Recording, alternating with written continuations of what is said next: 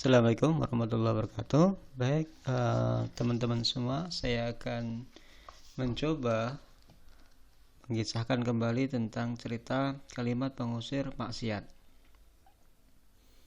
Kalimat pengusir maksiat itu Allahu ma'i, Allahu naziri, Allahu syahidi.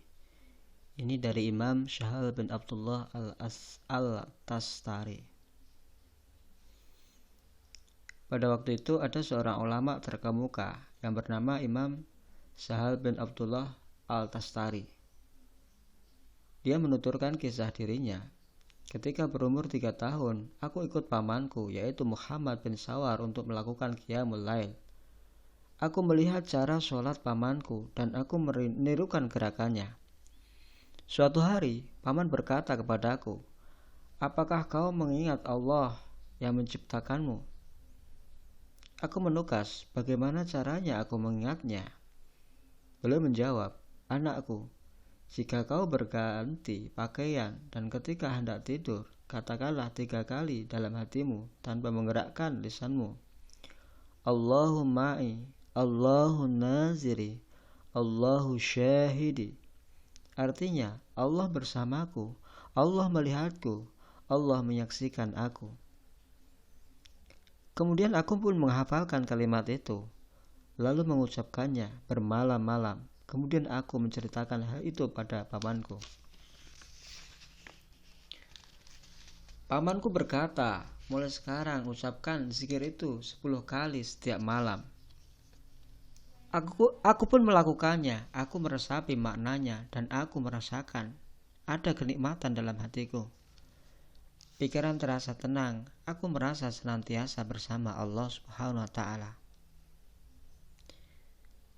1 tahun setelah itu pamanku berkata, "Jagalah apa yang aku ajarkan kepadamu dan langgengkanlah sampai kau masuk kubur. Zikir itu akan bermanfaat bagimu di dunia dan di akhirat."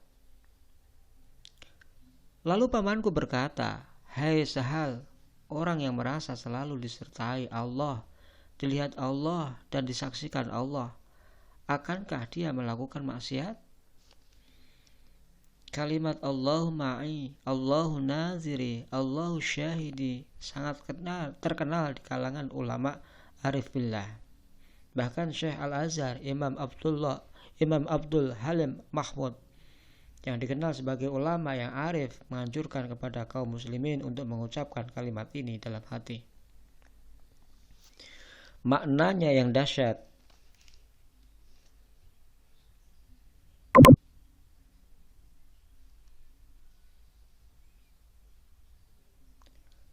Maknanya yang dahsyat jika dihayati dengan sungguh-sungguh akan mendatangkan rasa ma'iyatullah. Selalu merasa disertai, dilihat dan disaksikan oleh Allah Subhanahu wa Ta'ala di mana dan kapan saja.